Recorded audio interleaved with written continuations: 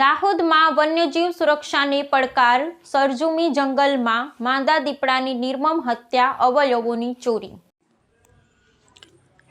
દાહોદ જિલ્લામાંથી એક અત્યંત ગંભીર અને ચોંકાવનારી ઘટના સામે આવી છે। સરજુમી જંગલ વિસ્તારમાં સંરક્ષિત માંદા દીપડાની નિર્મમ રીતે હત્યા કરવામાં આવી હોવાનો ખુલાસો થયો છે।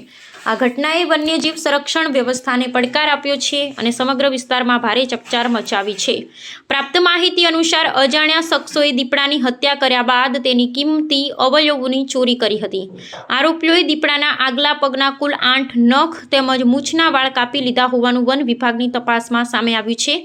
આ અવયવોનો ઉપયોગ તાંત્રિક ક્રિયાઓ કે ગેરકાયદેસર વેપાર માટે થતો હોવાની આશંકા વ્યક્ત કરવામાં આવી રહી છે।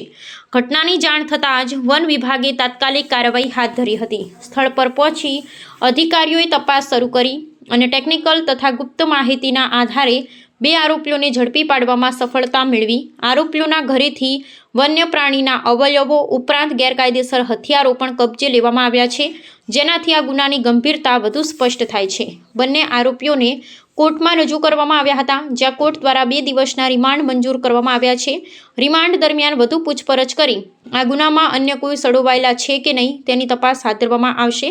વન વિભાગની ઝડપી અને કડક કાર્યવાહીને કારણે ગેરકાયદેસર પ્રવૃત્તિઓમાં સંડોવાયેલા તત્વોમાં ફફડાટ ફેલાઈ ગયો છે।